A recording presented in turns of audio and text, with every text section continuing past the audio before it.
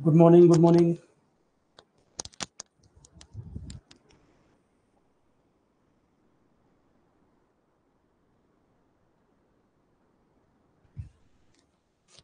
Good morning all of you. Audio video भी clear आ रहा है सभी को?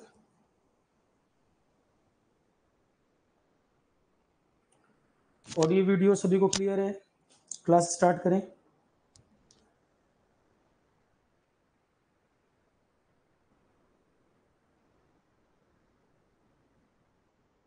Good morning, good morning. तो कल तक का डिस्कशन हमारा हुआ था रदरफोर्ड के मॉडल तक। रदरफोर्ड का मॉडल क्या कहता है, उसमें क्या चैलेंजेस थे, यहां तक की हमारी बात हो गई थी कल। तो एक बार रिकॉल कर लें उसको।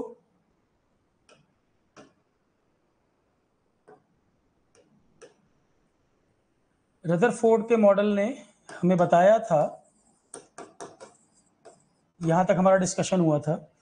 तो इन्होंने एक थिन गोल्ड फॉइल ली थी, उस पे इन्होंने अल्फा रेडिएशन पास किए। तो थिन गोल्ड फॉइल पर अल्फा रेज पास किए तो उनको पता चला कि कुछ रेडिएशन सीधा निकल गई, कुछ में थोड़ा सा डिफ्लेक्शन आया और कुछ इससे टकरा के ज्यादा डिफ्लेक्ट कर गई। कुछ में ज्यादा डिफ्लेक्शन आया और कुछ तो 180 डिग्री पर डिफ्लेक्ट की। ये रदरफोर्ड का मॉडल था।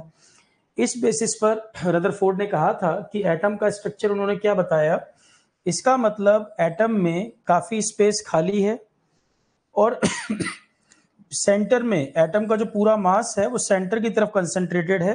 सेंटर में कोई चीज है जिससे टकरा के अल्फा रेडिएशन तेजी से वापस आए, रिबाउंड किए थे। काफी रेडिएशन सीधे निकल गई, इसका मतलब काफी गैप है एटम में। कुछ जगह से बहुत तेज डिफ्लेक्शन हुआ, कहीं कहीं से 180 डिग्री पर रेज वापस आई। तो उसने कहा कि सेंटर में कोई चीज है जिसको न्यूक्लियस बोल दिया। तो न्यूक्लियस की खोज किसने की थी? रदरफोर्ड ने की थी। और उसने कहा कि ये पॉजिटिवली चार्ज्ड है। इसके किनारे किनारे उसने बताया कि इलेक्ट्रॉन मूव कर रहे हैं। रदरफोर्ड ने यहां तक बात कही थी कि थिन गोल्ड फॉइल एक्सपेरिमेंट के बेसिस पे उसने कहा था कि एटम के अंदर काफी खाली स्पेस है, पॉजिटिवली चार्ज न्यूक्लियस है जो सराउंडेड है निगेटिवली चार्ज इलेक्ट्रॉन से। पर अब अगला पॉइंट आता है कि रदरफोर्ड की थ्योरी में क्या कमी रह गई। कमी ये रह गई कि रदरफोर्ड ने कहा कि ये इलेक्ट्रॉन सर्कुलर पाथ पर मूव कर रहे हैं न्यूक्लियस के किनारे। सर्कुलर पाथ पे ये न्यूक्लियस के किनारे किनारे इलेक्ट्रॉन मूव कर रहा है। चलो ठीक है, ये बात इलेक्ट्रॉन सर्कुलर पाथ में मूव कर रहा है, यहां तक की बात क्लियर हुई। अब सर्कुलर पाथ में अगर कोई चीज मूव करेगी तो फिजिक्स का सिंपल लॉ हमें बताता है कि वो एक्सेलरेशन में होगी। अगर सर्कुलर पाथ में ये चीज मूव करेगी, इलेक्ट्रॉन अगर सर्कुलर पाथ में मूव कर रहा होगा तो एक्सेलरेशन आएगा। एक्सेलरेशन आएगा तो इलेक्ट्रॉन एनर्जी रेडिएट करेगा। अगर इलेक्ट्रॉन सर्कुलर पाथ में मूव कर रहा होगा तो वो एक्सेलरेशन को गेन करता जाएगा, और एक्सेलरेशन को गेन करता जाएगा तो एनर्जी रेडिएट करेगा। और एनर्जी रेडिएट करेगा इसका मतलब चार्ज पार्टिकल है इलेक्ट्रॉन, चार्ज पार्टिकल है इलेक्ट्रॉन, और वो एनर्जी लूज करता जाएगा। और एनर्जी अगर एक लेवल से कम हो गई तो फिर ये फॉल कर जाएगा, न्यूक्लियस में जाके गिर जाएगा। न्यूक्लियस वैसे ही पॉजिटिवली चार्ज है, ये निगेटिवली चार्ज है तो अट्रैक्ट करेगा, अपोजिट चार्ज अट्रैक्ट करेगा ना। तो यही रदरफोर्ड ने नहीं बता पाया। उसने ये कहा कि पॉजिटिवली चार्ज न्यूक्लियस है, किनारे किनारे इलेक्ट्रॉन सर्कुलर पाथ में मूव कर रहे हैं, पर फिजिक्स का सिंपल लॉ बता रहा है कि सर्कुलर पाथ में अगर चार्ज पार्टिकल मूव कर रहा है, एक्सेलरेशन में होगा, एक्सेलरेशन में होगा तो एनर्जी रेडिएट करेगा, और एनर्जी रेडिएट करते करते पार्टिकल की एनर्जी कम होने लगेगी, और एनर्जी एक लेवल से नीचे चली गई तो न्यूक्लियस में फॉल कर जाना चाहिए। और अगर न्यूक्लियस में फॉल कर गया तो ये स्ट्रक्चर रहेगा नहीं, तब तो ये स्ट्रक्चर नहीं रहेगा। इस हिसाब से तो ये कंसेप्ट अनस्टेबल स्ट्रक्चर बन गया एटम का। इस हिसाब से तो ये स्ट्रक्चर अनस्टेबल होना चाहिए, जबकि हम जानते हैं एटम के स्ट्रक्चर स्टेबल हैं। ये अनस्टेबल तो नहीं होता, पर ये थ्योरी जो है इसको अनस्टेबल प्रूफ कर रही है। ये चीज रदरफोर्ड जस्टिफाई नहीं कर पाया। आगे जाके बोर्स ने इस पर काम किया। आगे जाके बोर्स ने जब एक्सपेरिमेंट किया, उसने जो स्ट्रक्चर बताया उसने इसको और क्लैरिफाई किया, उसने और इसको क्लैरिटी दी कि ये कैसे हो पा रहा है। ये बात ठीक है कि पॉजिटिवली चार्ज न्यूक्लियस के किनारे इलेक्ट्रॉन सर्कुलर पाथ में मूव कर रहे हैं, पर उनका पाथ डिफाइंड पाथ है जिसमें वो मूव कर रहे हैं। इसके किनारे किनारे कुछ स्पेशल ऑर्बिट्स हैं, शेल बने हुए हैं। इसके किनारे किनारे कुछ ऑर्बिट्स बनी हुई हैं, डिफाइंड ऑर्बिट्स बनी हैं। अगर इलेक्ट्रॉन उनमें मूव करता है तो वो एनर्जी लूज नहीं करता। एक डिस्क्रीट कंसेप्ट आता है यहां पर कि न्यूक्लियस के किनारे कुछ ऑर्बिट्स हैं, डिफाइंड ऑर्बिट्स हैं। सिर्फ उन ऑर्बिट में इलेक्ट्रॉन अगर मूव कर रहा है तो एनर्जी रेडिएट नहीं करेगा, एनर्जी लूज नहीं करेगा और हमेशा उसमें घूमता रहेगा। पॉइंट समझ आ रहा है? वो जो डिस्क्रीट ऑर्बिट्स की बात की है वो बोर्स ने बताया था। एनर्जी लेवल एक कंसेप्ट आता है कि इसके किनारे के एल एम एन शेल बने हुए हैं। उन शेल में अगर इलेक्ट्रॉन मूव करता है तो वहां एनर्जी वो रेडिएट नहीं करता, वहां एनर्जी लूज का कंसेप्ट नहीं आएगा और हमेशा लगातार घूमता रहेगा। यहां से फिर आगे की बात आती है के एल एम एन, ये शेल होती हैं जिसमें इलेक्ट्रॉन मूव करते हैं। मतलब कहीं पर भी न्यूक्लियस के किनारे घूमेगा तो हर जगह नहीं रह सकता, बाकी जगह तो ये एक्सेलरेशन में जाएगा, एनर्जी लूज करके न्यूक्लियस में फॉल कर जाना चाहिए। पर जो डिस्क्रीट ऑर्बिट्स है, डिफाइंड ऑर्बिट्स बनी हैं, उन स्पेशल ऑर्बिट में अगर घूमता है तब एनर्जी रेडिएट करके वो लूज नहीं कर रहा और लगातार वहां घूमता रहेगा, न्यूक्लियस में फॉल नहीं करेगा। तो वो स्पेशल ऑर्बिट्स न्यूक्लियस के किनारे जो होती हैं वो नील बोर ने बताया है। बोर का एक्सपेरिमेंट इसी पर था। क्लियर है? पॉइंट समझ आ रहा है सभी को?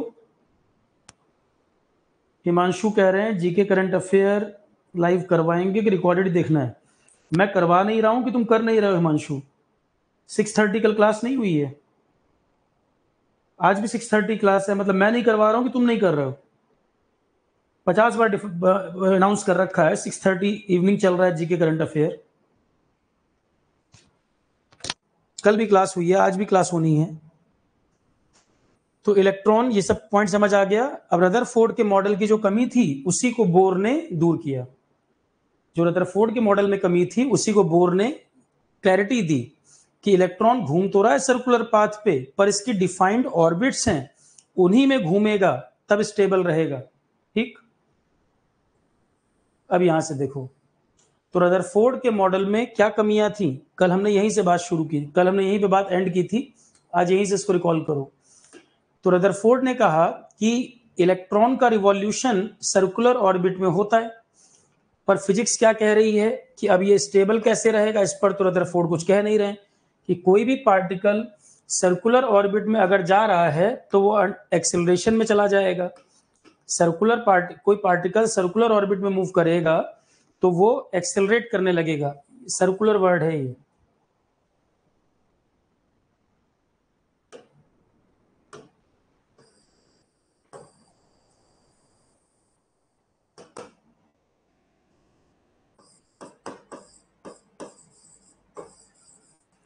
कोई पार्टिकल सर्कुलर ऑर्बिट में मूव करेगा तो एक्सेलरेट करने लगेगा, और एक्सेलरेट अगर करेगा तो चार्ज पार्टिकल एनर्जी रेडिएट करेगा, तो रिवॉल्विंग इलेक्ट्रॉन जो है वो एनर्जी लूज करने लगेगा और फाइनली न्यूक्लियस में गिर जाना चाहिए। इस हिसाब से तो एटम स्टेबल नहीं हो सकता।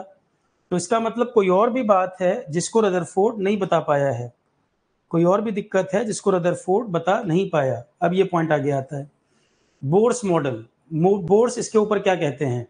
बोर्स ने रदरफोर्ड के मॉडल को और थोड़ा क्लैरिटी दी। बोर्स मॉडल ऑफ एटम, अब इस पर ध्यान दीजिए। In order to overcome the objections raised against Rutherford model of atom, Neil Bohr put forward the following postulates. उन्होंने अपनी क्या theory the about the model of atom. Rutherford के model के बारे में जो ऑब्जेक्शन सामने आए, इसमें नील बोर ने उसके ऊपर कुछ और क्लैरिटी दी, अपनी एक थ्योरी दी। तो बोर्स मॉडल ऑफ एटम क्या कहता है? In order to overcome the objection raised against Rutherford model of the atom, Niels Bohr ने एक अपना कंसेप्ट, एक पोस्टुलेट थ्योरी दी जो एटम के स्ट्रक्चर के बारे में क्या बताती है। नील बोर ने कहा कुछ सर्टेन स्पेशल ऑर्बिट होती हैं जिनको हम डिस्क्रीट ऑर्बिट के नाम से जानते हैं। इनमें अगर इलेक्ट्रॉन रिवॉल्व कर रहा है तो वो एनर्जी लूज नहीं करेगा, इसीलिए एटम स्टेबल रह पाता है, क्योंकि डिस्क्रीट ऑर्बिट में ही इलेक्ट्रॉन मूव कर रहे हैं, कहीं पर भी नहीं। तो ओनली सर्टेन स्पेशल ऑर्बिट, जिनको हम डिस्क्रीट ऑर्बिट कह रहे हैं इलेक्ट्रॉन का, are allowed inside the atom. ठीक है, तो एटम के अंदर डिस्क्रीट ऑर्बिट्स होते हैं, इलेक्ट्रॉन उन्हीं में मूव कर रहा है, और ये स्पेशल ऑर्बिट में अगर इलेक्ट्रॉन रिवॉल्व करेगा तो वो एनर्जी लूज नहीं करता, ठीक, स्टेबल रह जाएगा, कोई प्रॉब्लम नहीं होगी। इस बात को रदरफोर्ड नहीं बोल पाए, ये बोर्स ने बताया, नील बोर। तो सिर्फ सर्टेन स्पेशल ऑर्बिट जिनको हम डिस्क्रीट ऑर्बिट के नाम से जानते हैं उनमें इलेक्ट्रॉन मूव करता है एटम के अंदर, और इन ऑर्बिट की विशेषता ये है इसमें मूव करने के दौरान वो एनर्जी लूज नहीं कर रहा। तो वाइल रिवॉल्विंग इन डिस्क्रीट ऑर्बिट, डिस्क्रीट ऑर्बिट में रिवॉल्व करने के दौरान इलेक्ट्रॉन एनर्जी रेडिएट नहीं कर रहा, एनर्जी लूज नहीं कर रहा, इसमें स्टेबिलिटी के साथ वो मूव कर पाएगा। तो while revolving in discrete orbit the electron do not radiate energy, these orbits or shell are called energy level। ये ऑर्बिट और इन शेल्स को हम कहते हैं एनर्जी लेवल्स, जिनको हम KLMN या 1 2 3 4 के नाम से रिप्रेजेंट करते हैं। तो ये जो डिस्क्रीट ऑर्बिट्स हैं या एनर्जी लेवल्स हैं, इनको हम KLMN या 1 2 3 4 के नाम से रिप्रेजेंट करते हैं। क्या पॉइंट समझ आ रहा है? तो एटम के अंदर न्यूक्लियस के किनारे जो शेल्स बनी हुई हैं, जो डिस्क्रीट ऑर्बिट्स बनी हैं, उनको हम KLMN नाम या 1 2 3 4 नाम से रिप्रेजेंट कर रहे हैं। तो while revolving in discrete orbit the electron do not radiate energy, discrete orbit में मूव करने के दौरान इलेक्ट्रॉन एनर्जी रेडिएट नहीं कर रहा, इन ऑर्बिट या शेल को हम एनर्जी लेवल के नाम से जानते हैं, KLMN या 1 2 3 4 के नाम से रिप्रेजेंट करते हैं। इसी चीज के लिए नील बोर को दिया गया नोबेल प्राइज फिजिक्स 1922 में। 1921 में मिला था आइंस्टीन को और 1922 में मिला है नील बोर को। आइंस्टीन को भी नोबेल 21 में मिला था, इनको 22 में मिला है। आइंस्टीन जाना जाता है ज्यादा थ्योरी ऑफ रिलेटिविटी के लिए, पर उसको नोबेल फिजिक्स जो मिला था वो फोटो इलेक्ट्रिक इफेक्ट के लिए मिला था, कि किसी मेटल पर लाइट पड़ रही है तो फोटो इलेक्ट्रॉन रिलीज होते हैं। आइंस्टीन को जो नोबेल मिला था फिजिक्स में, हम जीके में पढ़ेंगे, नोबेल प्राइज जब पढ़ाऊंगा मैं, तो आइंस्टीन को नोबेल थ्योरी ऑफ रिलेटिविटी के लिए नहीं मिला था, उसको मिला था नोबेल जो उसने फोटो इलेक्ट्रिक इफेक्ट का कंसेप्ट दिया था, कि किसी मेटल पर लाइट पड़ने पर फोटो इलेक्ट्रॉन रिलीज होते हैं, इजेक्ट होते हैं, ठीक है। और अलग अलग मेटल जो है अलग अलग तरीके से इलेक्ट्रॉन रिलीज करेंगे, सब एक बराबर, सबका जो स्ट्रक्चर है एक जैसा नहीं है। तो नील बोर को नोबेल प्राइज फिजिक्स 1922 में मिला था, एटम के स्ट्रक्चर पे ये जो वर्क हुआ है इसी के लिए, जो उसने एनर्जी लेवल वगैरह बताए थे उनके बारे में। यहां तक कोई पॉइंट नहीं समझ आया हो तो बताओ। रदरफोर्ड के मॉडल में क्या कमी थी और बोर ने क्या इंप्रूवमेंट किया? इलेक्ट्रॉन के रिवॉल्यूशन को लेकर उसने जो कंसेप्ट दिया, तो उसने बताया कि न्यूक्लियस के किनारे एनर्जी शेल्स होती हैं, कुछ डिस्क्रीट ऑर्बिट्स होती हैं, इलेक्ट्रॉन उन ऑर्बिट में घूमते हैं, और उन ऑर्बिट में घूमने पर वो एनर्जी रेडिएट नहीं करते, एनर्जी लूज नहीं करते, तो न्यूक्लियस में फॉल करने का सवाल ही नहीं आता, ठीक है। तो in order to overcome the objection, Rutherford के मॉडल पे जो ऑब्जेक्शन आए, नील बोर ने अपनी थ्योरी के द्वारा उनको रिजॉल्व किया। उन्होंने कहा कि डिस्क्रीट ऑर्बिट्स होती हैं, स्पेशल ऑर्बिट होती हैं, इनको हम एनर्जी शेल कहते हैं, उसमें घूमने के दौरान इलेक्ट्रॉन एनर्जी रेडिएट नहीं करते, एनर्जी लूज नहीं करते, तो न्यूक्लियस में फॉल करने का सवाल नहीं आता। Niels Bohr Nobel Prize physics इनको 1922 में मिला, एटम के स्ट्रक्चर पे जो ये वर्क है इसी के लिए, इसी चीज के लिए इनको नोबेल मिला। तो KLMN क्या है? न्यूक्लियस के किनारे ऑर्बिट्स हैं।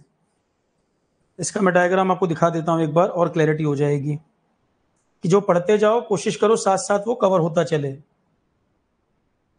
ताकि एक बार भी रिवीजन कर लोगे तो ध्यान रहेगा, भूलोगे नहीं। और बार बार रिपीट भी मैं इसीलिए कर रहा हूं।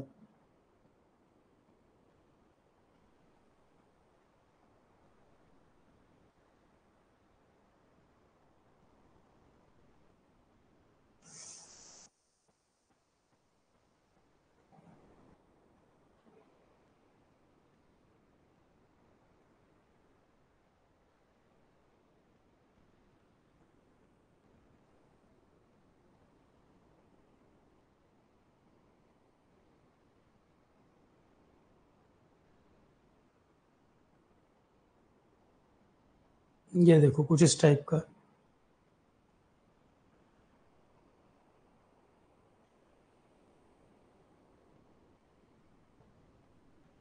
ये जो इसमें किनारे किनारे ऑर्बिट बनी है, इन्हीं को आप एनर्जी लेवल कह रहे हैं, KLMN लिख दो या 1 2 3 लिख दो, चाहे इनको आप KLMN लिख दीजिए, KLM और इसके बाहर N या 1 2 3 से रिप्रेजेंट कर दो।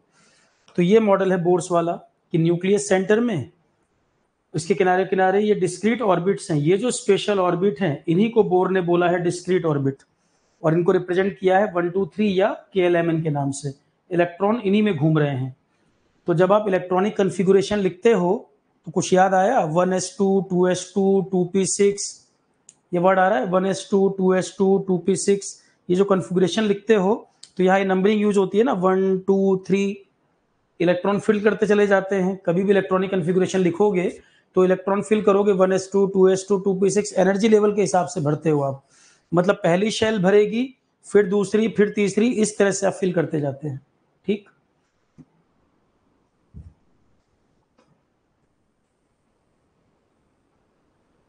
अब बोर का कंसेप्ट, तो इससे हम क्या और जान पाए हैं, एक दो पॉइंट और देख लो।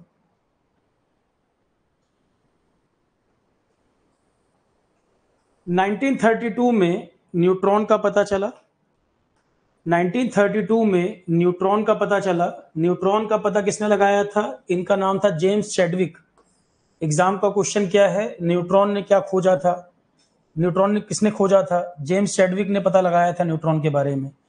उन्होंने पता लगाया था कि एक और सब एटॉमिक पार्टिकल है, इलेक्ट्रॉन प्रोटॉन के अलावा एक और सब एटॉमिक पार्टिकल है जिसका कोई चार्ज नहीं होता।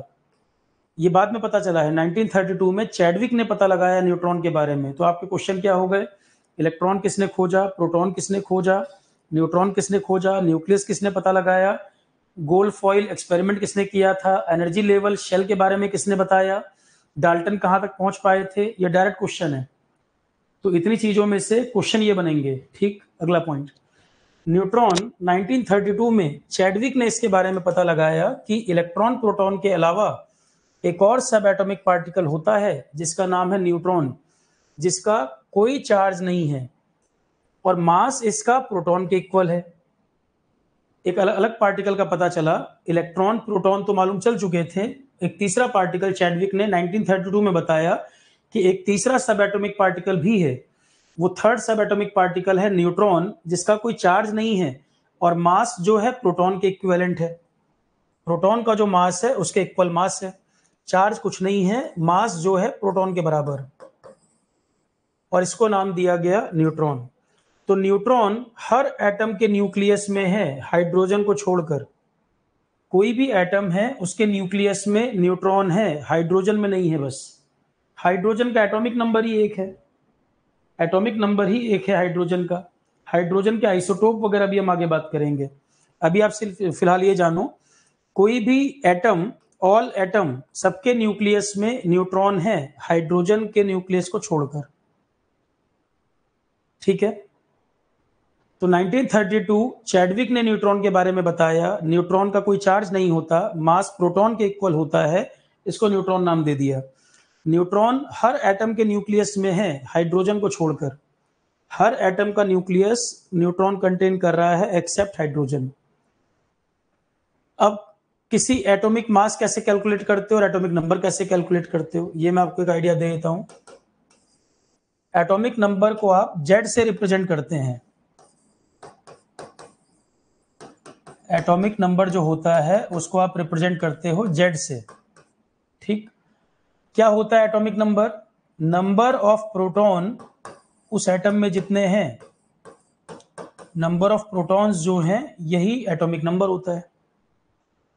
अगर आप कह रहे हो सोडियम का एटॉमिक नंबर 11, तो उसमें क्या है, 11 नंबर ऑफ प्रोटॉन है। एटॉमिक नंबर कभी भी निकालना हो, जितने नंबर ऑफ प्रोटॉन है वो उसका एटॉमिक नंबर है, जेड से इसको रिप्रेजेंट करते हैं। क्लियर है?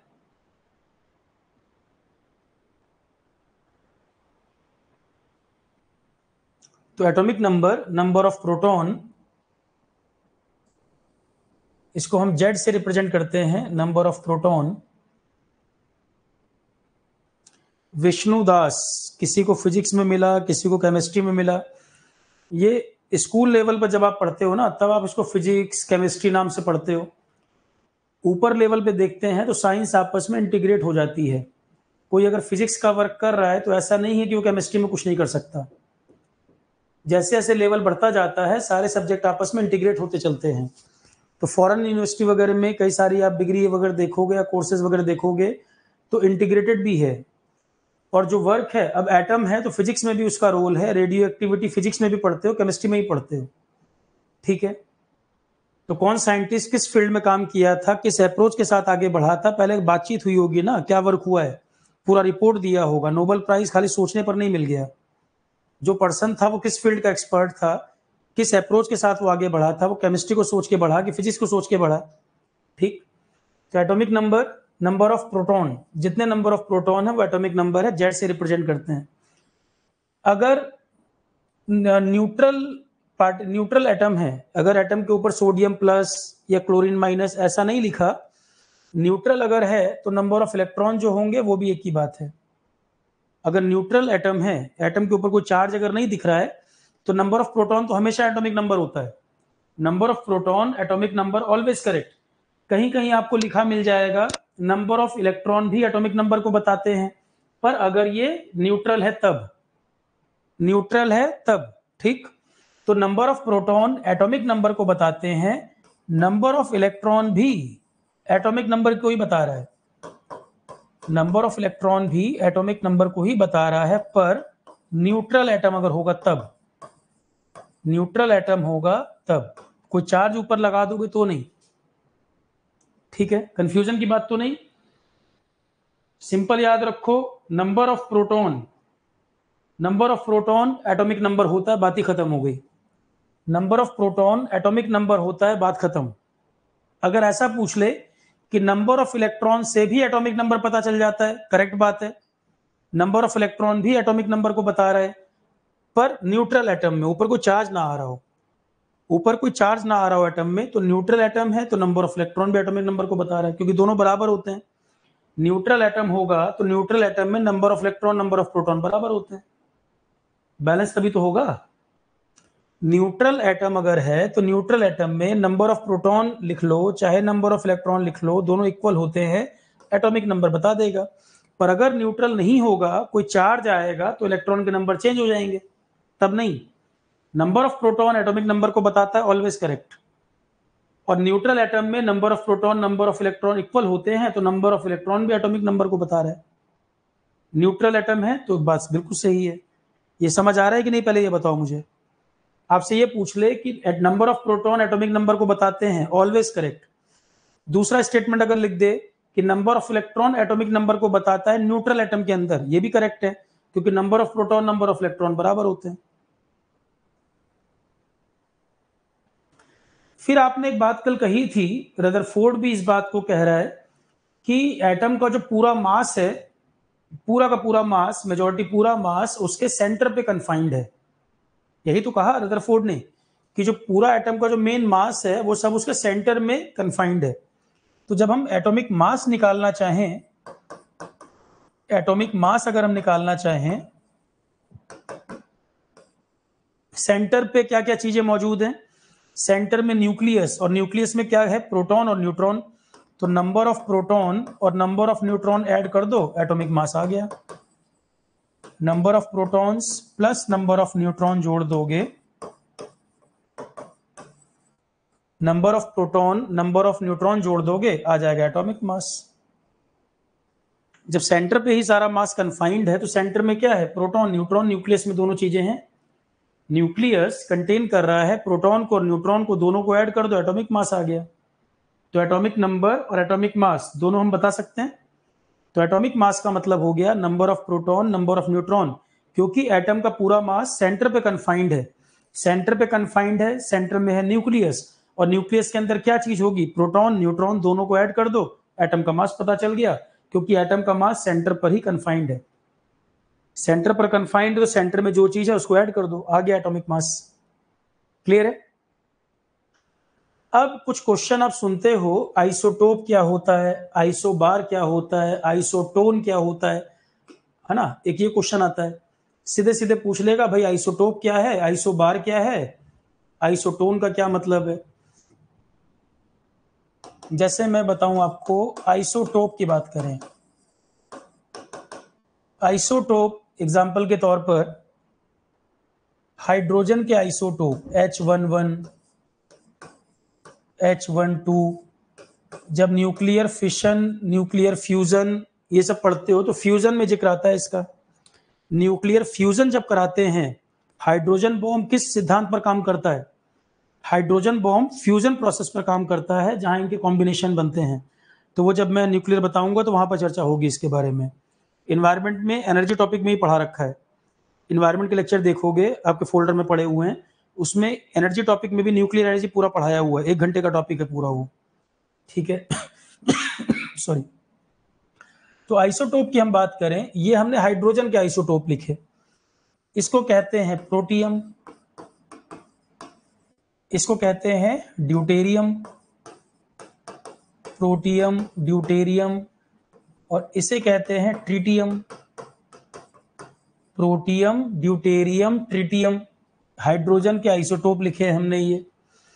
आइसोटोप, आइसोटोप की डेफिनेशन पूछेगा आपसे, या 3 नाम लिख देगा, इनमें से कौन आइसोटोप है बताइए, करेक्ट पेयर क्या बनेगा, करेक्ट एग्जाम्पल कौन सा बनेगा। आइसोटोप में देखो, जब भी आप कोई एटम लिख रहे हो, यहां पर उसका एटॉमिक नंबर लिखा जाता है, ऊपर उसका एटॉमिक मास लिखा जाता है। ये 1 1 1 2 क्या रिप्रेजेंट कर रहा है? यहां जो आपने लिखा है ये उसके एटॉमिक नंबर को बताता है, ऊपर जो आपने लिखा है ये उसके एटॉमिक मास को बताता है। तो इसका मतलब आइसोटोप का मतलब होता है जिनमें एटॉमिक नंबर सेम हो, सेम एटॉमिक नंबर और डिफरेंट मास नंबर या different atomic mass. Same atomic number but different mass number. Mass number मतलब एटॉमिक मास की बात कर रहा हूं मैं। तो आइसोटोप को हम डिफाइन कैसे करते हैं? एटॉमिक नंबर सभी का सेम, पर मास नंबर इनका अलग अलग। तो प्रॉपर्टीज भी क्या होंगी? डिफरेंस आने लगेगा। तो ये प्रोटियम, ये ड्यूटेरियम, ट्रिटियम तीनों अलग अलग तरीके से बिहेव करेंगे। तो सेम एटॉमिक नंबर और डिफरेंट मास नंबर, ये होता है आइसोटोप। देख लो, समझ आ रहा है? इसी तरह से आइसोबार, आइसोबार इसका उल्टा हो जाता है। आइसोबार में मास नंबर सेम होगा, एटॉमिक नंबर अलग होगा। जैसे कैल्शियम और आर्गन, कैल्शियम और आर्गन अगर आप देखोगे तो isobar, mass number same, atomic number different. यहां तक पहले देखो, क्लियर है? आइसोटोप क्लियर हो गया, आगे बढ़े।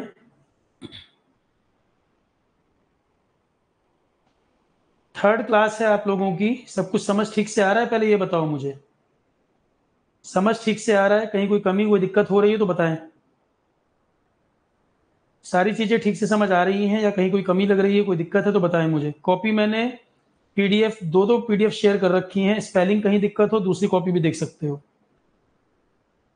क्लास में केवल सुनने पे ध्यान देना है, समझने पे ध्यान देना है, कंसेप्ट जहां पर है। रट्टाफिकेशन से बात नहीं बनेगी। कॉपी तो पूरी लिखी हुई है, कंसेप्ट जहां जहां मैं बोल रहा हूं, जो मैं एग्जाम इंपॉर्टेंट बता रहा हूं, उस पर ध्यान देना है।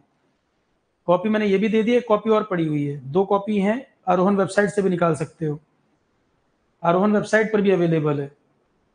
तो कॉपी जो अवेलेबल है, स्पेलिंग का कोई दिक्कत आए तो दूसरी कॉपी देख लो, है दोनों सिमिलर, कोई अंतर नहीं है।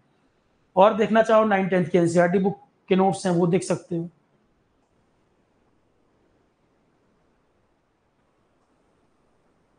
तो क्वेश्चन मैं बताता चल रहा हूं कहां कहां पे हमें ज्यादा फोकस करना है। तो protium, deuterium, tritium, atomic number तीनों में सेम, मास नंबर तीनों में अलग। इसी का उल्टा आइसोबार याद कर लो, इसी का उल्टा आइसोबार याद कर लो। मतलब क्या? एटॉमिक नंबर वहां पर अलग अलग हो जाएगा, मास नंबर सेम हो जाएगा। इसको उल्टा लिख दो तो बन जाएगा आइसोबार। आइसोबार्स क्या होते हैं?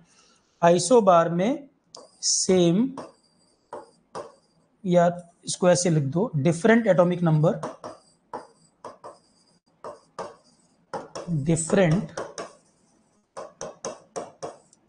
Atomic number, same mass number. Different atomic number, same mass number.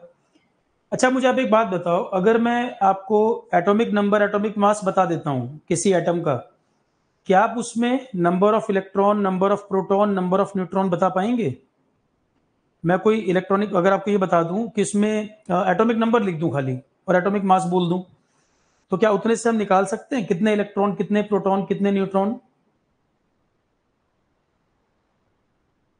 इसका तो एग्जांपल मैं बता देता हूँ, आइसोबार जैसे, चलो इसी में कैलकुलेट करके बता दो। ऐसा क्वेश्चन बन जाए, आपको इलेक्ट्रॉनिक कन्फिगुरेशन लिखा है और कह देगा नाम सामने बताइए कितने न्यूट्रॉन होंगे।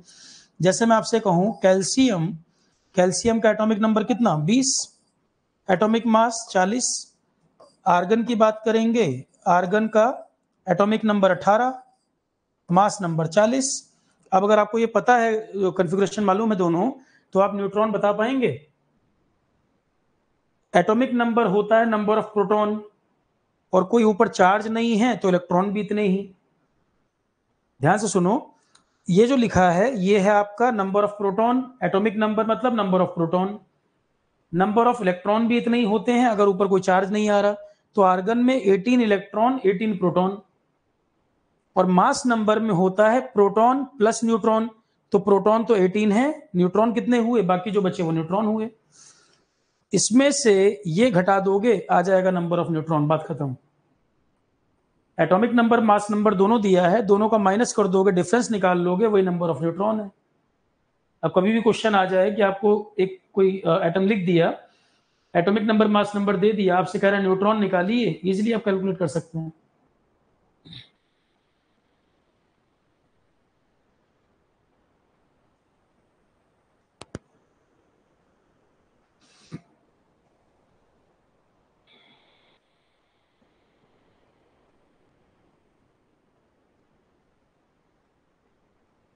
ठीक है, तो आइसोबार क्या हो गए, आपने आइसोटोप निकाल लिए, आइसोबार बता दिए। तीसरा होता है आइसोटोन। आइसोटोन में हमें सीधे फोकस करना है number of neutron. Number of neutron जिसमें बराबर होंगे वो होंगे आइसोटोन। बाकी इसमें हमें कुछ नहीं देखना, सीधे सीधे नंबर ऑफ न्यूट्रॉन सिमिलर हैं तो आइसोटोन वर्ड यूज करते हैं। आइसोटोन का मतलब है सेम नंबर ऑफ न्यूट्रॉन होना चाहिए, same number of same number of neutron. Same number of neutron example के लिए क्लोरीन 37 पोटेशियम 39, क्लोरीन 37 पोटेशियम 39, इनमें कैलकुलेट कर लो। ये 37 39 क्या है, इसके मास नंबर को बता रहा है, एटॉमिक नंबर ऑलरेडी आप जानते हैं। तो क्लोरीन 37 और एटॉमिक नंबर कितना है 17, जबकि potassium 19 atomic number, sodium 11, potassium 19 और यहां पर 39। तेरा नंबर ऑफ न्यूट्रॉन निकालना। आइसोटोन में मैंने कहा है नंबर ऑफ न्यूट्रॉन बराबर होने चाहिए, एटॉमिक नंबर भी अलग हो रहा है, मास नंबर भी अलग है, इससे नहीं लेना देना, सिर्फ नंबर ऑफ न्यूट्रॉन से कंपेयर करना है हमें। तो इन दोनों को माइनस करोगे नंबर ऑफ न्यूट्रॉन 20, इनको माइनस करोगे नंबर ऑफ न्यूट्रॉन 20, ये बन गया आइसोटोन।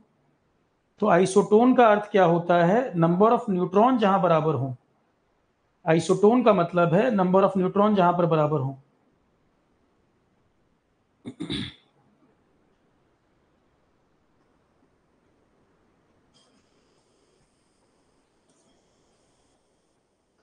समझ पाए तीनों बात, कर सकते हैं क्वेश्चन।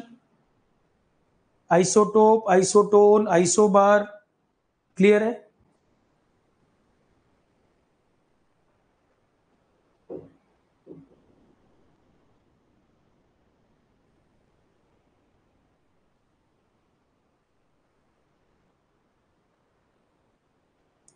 अरे बेटा प्रोटॉन में बार बार बोल रहा हूं, नंबर ऑफ प्रोटॉन तुम्हें कैलकुलेट करने हैं, सीधे एटॉमिक नंबर देखो, ये नंबर ऑफ प्रोटॉन ही तो है।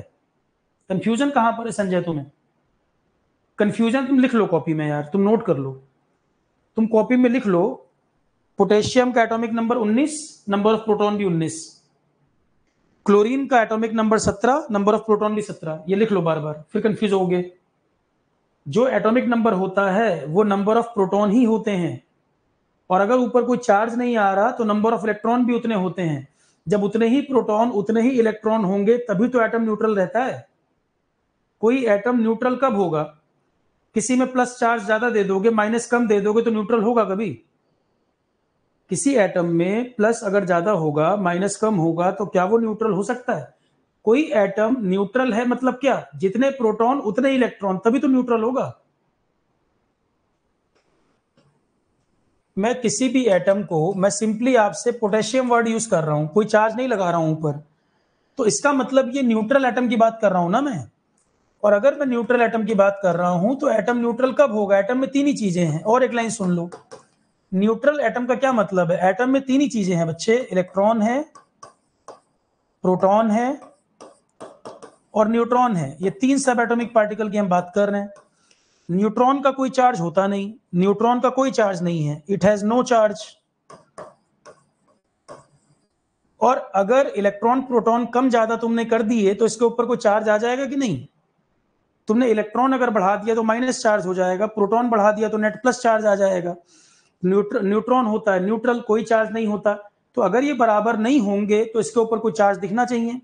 जैसे तुम लिखते हो क्लोरीन माइनस, क्या ये न्यूट्रल है, क्लोरीन माइनस न्यूट्रल है क्या, संजय बताए। क्लोरीन पे माइनस चार्ज आ रहा है, क्या ये न्यूट्रल एटम है। अब बोलेंगे ही नहीं, एक घंटे में जवाब देंगे। अरे इसमें माइनस चार्ज आ रहा है, न्यूट्रल है क्या, ये पूछ रहा हूं मैं। न्यूट्रल नहीं है ना। इसका मतलब माइनस कौन लेकर आया है सर पे, इलेक्ट्रॉन ज्यादा है कि प्रोटॉन ज्यादा है। माइनस किस पर होता है, इलेक्ट्रॉन पर प्रोटॉन पर। माइनस ऊपर दिख रहा है तो नेट में अगर मिलाओगे तो इलेक्ट्रॉन प्रोटॉन में ज्यादा कौन है, यहां पर इलेक्ट्रॉन ज्यादा है, तभी माइनस आया। अगर यहां प्लस चार्ज आ जाए तब कौन ज्यादा हो जाएगा, तो प्रोटॉन ज्यादा हो जाएगा। ठीक। और मैं बात कर रहा हूं, मैं प्लस माइनस की बात ही नहीं कर रहा हूं, मैं कह रहा हूं न्यूट्रल एटम। अगर एटम न्यूट्रल है इसका मतलब इलेक्ट्रॉन प्रोटॉन बराबर होंगे। न्यूट्रल एटम में इलेक्ट्रॉन प्रोटॉन इक्वल, दोनों इक्वल होंगे, कोई नेट चार्ज नहीं आएगा। न्यूट्रल एटम है तो number of electron number of proton equal. Neutron का अपना कोई चार्ज होता नहीं। इसमें से अगर तुम किसी को भी बढ़ा घटा दोगे तो उसका चार्ज ऊपर दिखने लगेगा। जैसे क्लोरीन निगेटिवली चार्ज है, नंबर ऑफ इलेक्ट्रॉन ज्यादा है, एक इलेक्ट्रॉन ज्यादा है इसमें, इसलिए माइनस आ रहा है। दो माइनस आ जाते तो दो इलेक्ट्रॉन ज्यादा होते। ठीक। जो साइन आ रहा है इसका मतलब वो जो सब एटॉमिक पार्टिकल है वो उसमें ज्यादा मौजूद है। ठीक है, आगे बढ़े। अब तो कोई कंफ्यूजन नहीं। तो एटॉमिक नंबर जो है, न्यूट्रल बात करोगे तो उतने ही प्रोटॉन उतने इलेक्ट्रॉन, और कोई कंफ्यूजन नहीं पालना, सीधे सीधे number of proton atomic number होता है, खत्म बात। नंबर ऑफ प्रोटॉन जो होता है एटॉमिक नंबर होता है, कहानी खत्म। एटॉमिक मास की बात करेंगे तो प्रोटॉन न्यूट्रॉन दोनों जोड़ना होगा। कोबाल्ट 60 आइसोटोप, मैंने बताया अलग अलग आइसोटोप की प्रॉपर्टी भी अलग अलग हो जाती हैं। जैसे एक आइसोटोप है कोबाल्ट 60, ये बहुत बार क्वेश्चन आया हुआ है।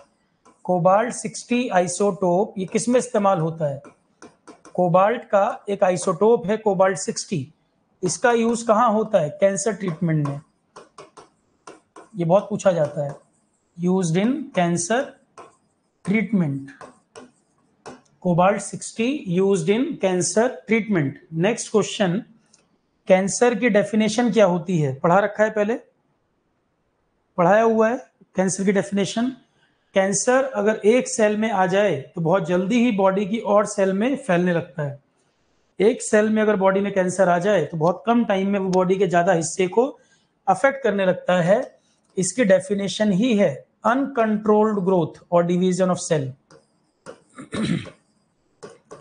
अनकंट्रोल्ड ग्रोथ और division of cells. Uncontrolled growth और डिवीजन ऑफ सेल, एक सेल में अगर कैंसर आ गया बहुत तेजी से फैलता है, अनकंट्रोल्ड तरीके से ग्रो करता है, अनरेगुलेटेड ग्रोथ होती है। तो कोबाल्ट 60 आइसोटोप इसके ट्रीटमेंट में इस्तेमाल भी किया जाता है।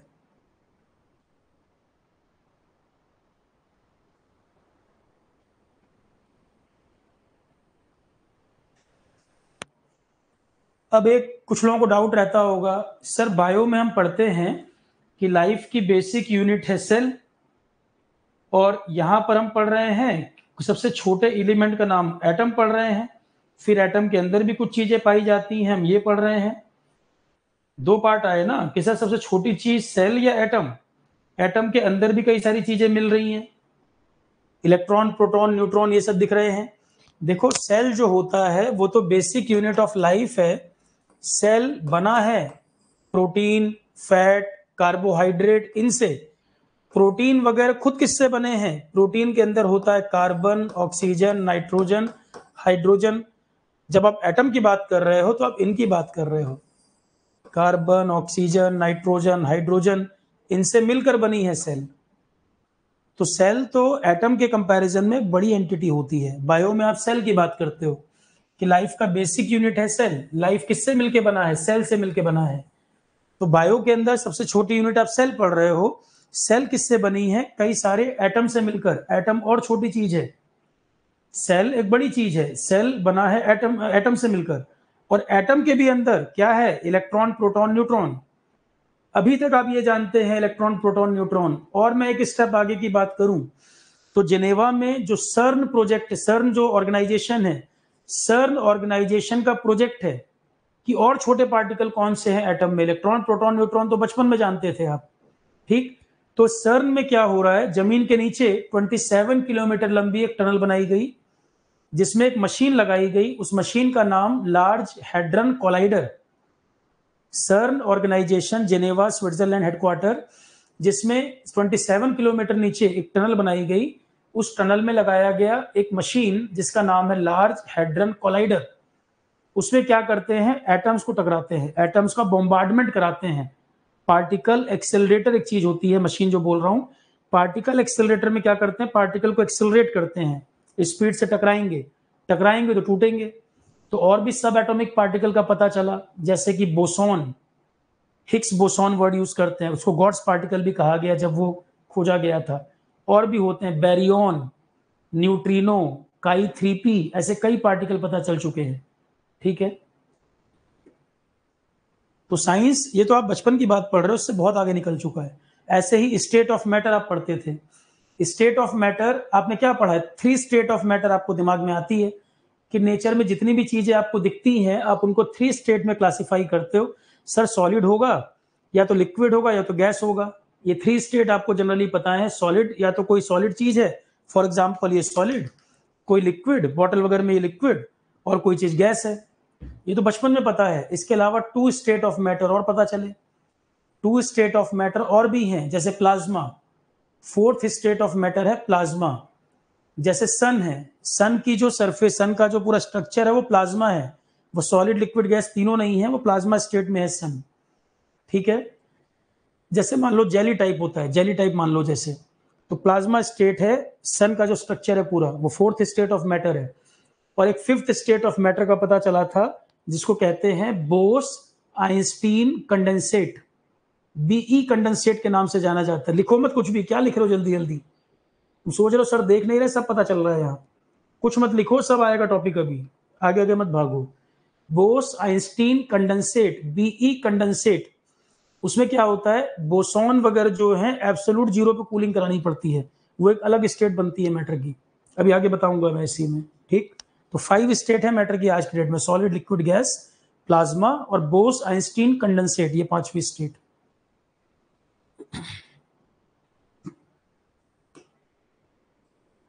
तो अभी तक हमने कहां तक पढ़ लिया? ये बात समझ आ गई। न्यूट्रॉन 1932 में चैडविक ने खोजा। ये एक सब एटॉमिक पार्टिकल होता है जिसका चार्ज नहीं होता, मास जो है प्रोटॉन के इक्विवेलेंट होता है। इसको हमने न्यूट्रॉन नाम दिया। न्यूट्रॉन सभी एटम के न्यूक्लियस में है, पर हाइड्रोजन में नहीं है। हाइड्रोजन में नहीं, हाइड्रोजन में भी H11 प्रोटियम की बात कर रहा हूं। H11 प्रोटियम की बात कर रहा हूं मैं। The mass of an atom is given the sum of all the mass of proton. Atom का मास निकालना हो तो प्रोटॉन प्लस न्यूट्रॉन को ऐड कर दो न्यूक्लियस का। न्यूक्लियस में कितने प्रोटॉन, न्यूट्रॉन है, तो एटॉमिक मास निकल जाएगा। तो एटॉमिक मास और एटॉमिक नंबर, यहाँ पूरी बात हम कर चुके हैं। एटॉमिक नंबर को हम Z से रिप्रेजेंट करते हैं, एटॉमिक मास को हम A से रिप्रेजेंट करते हैं। एटॉमिक मास को A से रिप्रेजेंट करते हैं, एटॉमिक नंबर को Z से, एटॉमिक मास को A से। कोई भी एटम जिसका आपका एटॉमिक नंबर, एटॉमिक मास लिखना है, आप उस एटम को यहाँ X से डिनोट कर दे रहे हैं, एटॉमिक नंबर, एटॉमिक मास। ये कोई एटम है X जिसका atomic number and mass number. अब अभी हमने एक बात कही कि न्यूट्रॉन हर एटम में है एक्सेप्ट हाइड्रोजन। न्यूट्रॉन हर एटम में है एक्सेप्ट हाइड्रोजन, तो जरा यहां पर बात कर ली जाए। हर एटम में है एक्सेप्ट हाइड्रोजन। हाइड्रोजन का एटॉमिक नंबर 1, एटॉमिक मास 1, ये है प्रोटियम। हाइड्रोजन में भी प्रोटियम। अब जरा बताओ, एक ही एटॉमिक नंबर, एक ही mass number, number of proton कितने होंगे? इसमें number of proton equal to number of electron, दोनों बराबर कितने होंगे? 1। नंबर ऑफ न्यूट्रॉन कितने होंगे? 0। पर अगर इसका दूसरा आइसोटोप लिखोगे हाइड्रोजन 1 मास नंबर 2, अब बताओ number of electron number of proton तो उतने ही रहेंगे। Number of proton equal to number of electron equal to 1, और नंबर ऑफ न्यूट्रॉन निकालोगे तो इन दोनों का डिफरेंस निकालना है। नंबर ऑफ न्यूट्रॉन निकालोगे तो इन दोनों का डिफरेंस, यहां नंबर ऑफ न्यूट्रॉन 1 आएगा। तो हाइड्रोजन जो प्रोटियम है, ये वाला आइसोटोप के अंदर न्यूट्रॉन है पर इसमें नहीं है। जो हमने वो पॉइंट लिखा है पीछे कि न्यूक्लियस, न्यूट्रॉन जो होता है हाइड्रोजन को छोड़ के सबके न्यूक्लियस में है, उसमें भी हम इसकी बात कर रहे हैं, इसमें न्यूट्रॉन नहीं है। पर ड्यूटेरियम लिखोगे या ट्रिटियम लिखोगे उसमें न्यूट्रॉन है, दोनों का डिफरेंस आएगा। तो अगर हाइड्रोजन के आइसोटोप लिए जाएं उनमें न्यूट्रॉन आपको दिखेगा। हाइड्रोजन के आइसोटोप लिए जाएं, आइसोटोप में आपको न्यूट्रॉन नजर आ रहा है। यहां पर दोनों का डिफरेंस निकालेंगे तो आएगी वैल्यू।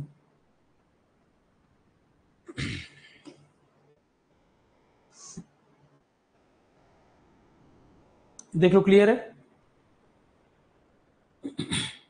यही लाइन लिखी थी यहां पर।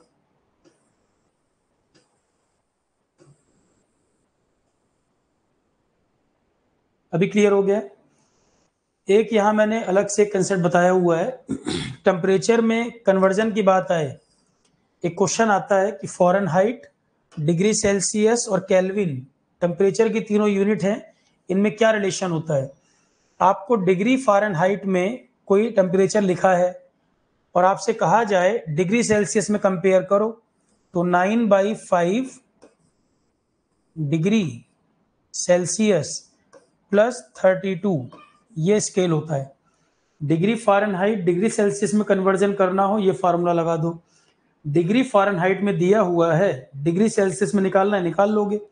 32 को इधर ले आके माइनस कर दोगे, फिर 5 ऊपर मल्टीप्लाई हो जाएगा, 9 से डिवाइड हो जाएगा, आ जाएगा डिग्री सेल्सियस कितना है। और अगर डिग्री सेल्सियस पता है, उसमें 273.15 ऐड कर दोगे, ये लिखा है 273.15, 273.15 ऐड कर दोगे तो आ जाएगा केल्विन स्केल। क्वेश्चन आता है इसके ऊपर, डिग्री फ़ारेनहाइट में लिख दिया, डिग्री सेल्सियस में बताइए, स्टेट पीसेस में कई बार आ रखा है। तो स्केल का कन्वर्जन टेम्परेचर में कभी आ जाए, डिग्री सेल्सियस अगर मालूम है, केल्विन में निकालना है, तो डिग्री सेल्सियस में 273.15 ऐड कर दीजिए, केल्विन आ जाएगा। डिग्री सेल्सियस से फ़ारेनहाइट में निकालना है या फ़ारेनहाइट को डिग्री सेल्सियस में निकालना है, ये स्केल है ऊपर। ठीक है, ये एक अलग क्वेश्चन है, उससे मत जोड़ो, ये अलग क्वेश्चन है। बोर्ड्स कंसेप्ट में ऊपर बता दिया, ये अलग लॉजिक है। टेम्परेचर कन्वर्जन का क्वेश्चन आ जाए, ये फार्मूला लगाइए, सिंपल। अगला पॉइंट है स्टेट्स ऑफ मैटर करके बात लिखी है। तो मैंने अभी आपको बताया टोटल 5 स्टेट है मैटर की, आगे पूरा टॉपिक ही है इसके ऊपर। मैटर के ऊपर अभी हमें काफी चर्चा करनी है, अगला चैप्टर हमारा इसी पर है।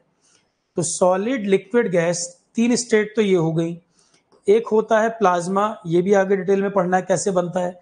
5वां है बोस-आइंस्टीन कंडेंसेट। तो बोस-आइंस्टीन कंडेंसेट ये भी हमें पढ़ना है। हल्का सा मैं आपको एक आइडिया दे देता हूं। अभी जो मैंने आपको बोला एब्सोल्यूट कूलिंग करना 0 पे, ये स्टेट ऑफ मैटर तब बनती है, बीई कंडेंसेट कब बनेगा, जब बोसॉन नाम का पार्टिकल, उसको कूलिंग की जाए एब्सोल्यूट 0 पर। बोसॉन नाम के पार्टिकल की कूलिंग एब्सोल्यूट 0 पर कर दी जाए, तब ये मैटर की स्टेट मिलती है, बोस-आइंस्टीन कंडेंसेट। ये इमेज भी दिख रहा है आपको। बोसॉन नाम का सब एटॉमिक पार्टिकल और इसकी कूलिंग एब्सोल्यूट जीरो टेम्परेचर पर कर दी जाए, जो कि डिग्री सेल्सियस में -273.15 डिग्री बनेगा और फॉरेनहाइट में -460 डिग्री बनेगा। इतने कम टेम्परेचर पर लाकर बोसॉन को एब्सोल्यूट कूलिंग कर दी जाए, एब्सोल्यूट जीरो पर ले आया जाए, इतनी कूलिंग कर दी जाए, तब जाके ये स्टेट ऑफ मैटर मिलती है, बी कंडेंसेट, जो उन चारों से अलग होता है। कुछ नहीं, ध्यान देना, सिर्फ एक लाइन। बोसॉन नाम का एक पार्टिकल जिसको कूलिंग कर दी जाए एब्सोल्यूट जीरो टेम्परेचर पर, बोसॉन नाम का पार्टिकल जिसको एब्सोल्यूट जीरो टेम्परेचर पर कूलिंग कर दी जाए, उस स्टेट में जो मैटर बनेगा उसको बीई कंडेंसेट बोला जाता है। ये स्पेशल कंडीशन में ही फॉर्म होगा, हमेशा जनरली नहीं मिलेगा आपको। तो एक स्टेट ऑफ मैटर जो तब बनती है जब बोसॉन नाम का पार्टिकल, पार्टिकल क्या, सब एटॉमिक पार्टिकल है, एटम के अंदर का पार्टिकल है, इसको कूलिंग करके एब्सोल्यूट जीरो टेम्परेचर पे कूलिंग कर दी जाए, तब जाके हमें मैटर की ये स्टेट मिलेगी, बीई कंडेंसेट। अभी आगे फिर चर्चा करेंगे मैटर में इस पर। डेफिनेशन आपसे कोई पूछ बैठे, 5th क्लास के बच्चे को बताना हो, 5th क्लास के बच्चे को बताना है, सीधे आप कहो बोसॉन नाम का पार्टिकल, इसको कूलिंग करना है एब्सोल्यूट जीरो टेम्परेचर पर, एब्सोल्यूट जीरो टेम्परेचर पर। फॉरेनहाइट और डिग्री सेल्सियस में अलग नंबर आएगा, डिग्री सेल्सियस में करना है तो -273.15, फॉरेनहाइट में -460 डिग्री पे।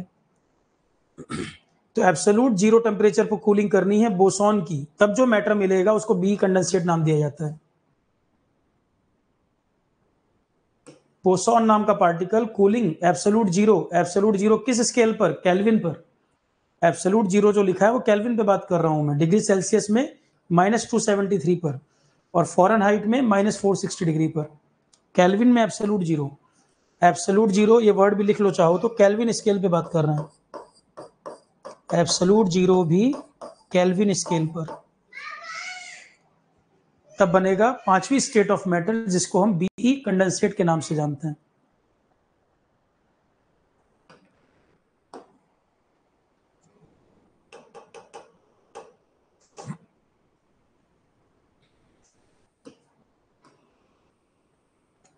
How are electrons distributed in different orbit और shell?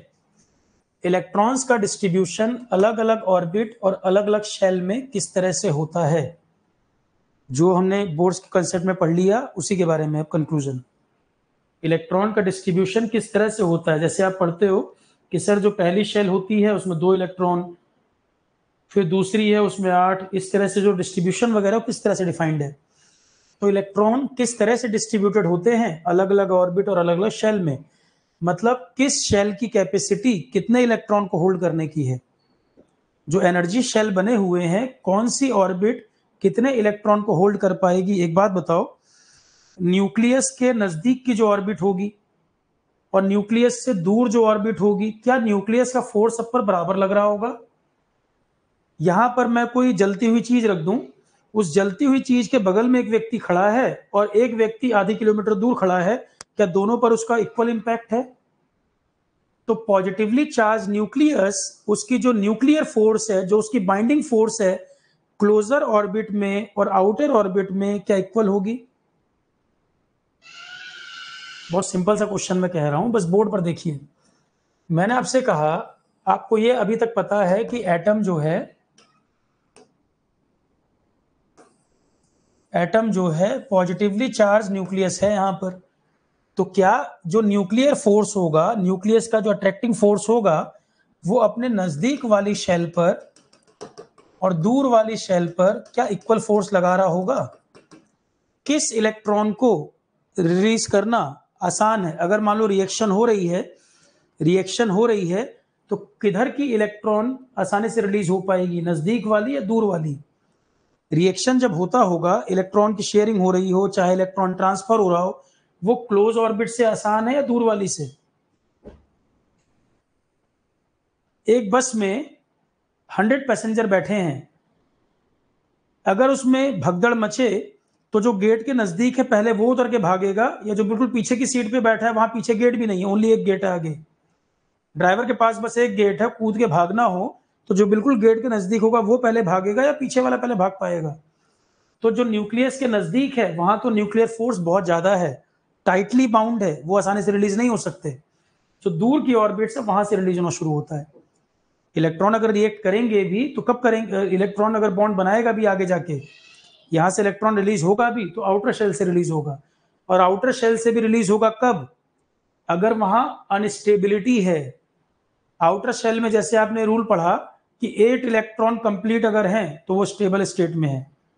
क्या कोई स्टेबल व्यक्ति रिएक्ट करेगा? जैसे मैं आपको बताऊं, आप स्पिरिचुअल व्यक्ति हैं, आपने अपनी लाइफ में नेम फेम मनी सब कुछ बहुत कमा लिया, और आप मेंटल लेवल में भी बहुत ऊपर जा चुके हैं। राह चलता हर व्यक्ति अगर कुछ बोलेगा, क्या आप हर बात पे रिएक्ट करोगे? बहुत मैच्योर व्यक्ति जो होता है वो धीरे से मुस्कुरा देगा, हर बात पे रिएक्ट ही नहीं करेगा। उसको जरूरत ही नहीं, क्यों रिएक्ट करेगा? उल्टा वो रिएक्ट करेगा तो अपने लेवल को डाउन करेगा। नेम फेम मनी स्पिरिचुअलिटी अध्यात्म मैच्योरिटी सब कुछ है उसमें, तो वो रिएक्ट क्यों करेगा? रिएक्ट वो करेगा जो अनस्टेबल होता है। स्टेबल व्यक्ति रिएक्ट नहीं करना चाहता। लाइफ में स्टेबिलिटी हर कोई चाहता है। स्टेबिलिटी क्यों चाहता है? कि रोज रोज की स्ट्रगल से छुट्टी मिल जाए। जो यहाँ वहां भाग रहे हैं, किस लिए भाग रहे हैं? स्टेबिलिटी के लिए। कोई जॉब के लिए भाग रहा है, कोई अर्न करने के लिए भाग रहा है, कोई मजदूरी करने के लिए भाग रहा है। जो जहां भाग रहा है कोई ना कोई स्टेबिलिटी चाहता है। कोई पॉलिटिक्स में आना चाहता है तो नाम के लिए भाग रहा है, पैसे के लिए भाग रहा है। कोई जॉब में तो पैसे के लिए भाग रहा है। तो कोई जो लाइफ का फंडा है वही यहाँ एटम में भी चल रहा है, कि जो जहां जिस चीज के पीछे भाग रहा है मतलब वो चाहता है कि उस चीज को पाकर वो स्टेबल हो जाएगा। स्टेबिलिटी एक मिथ है।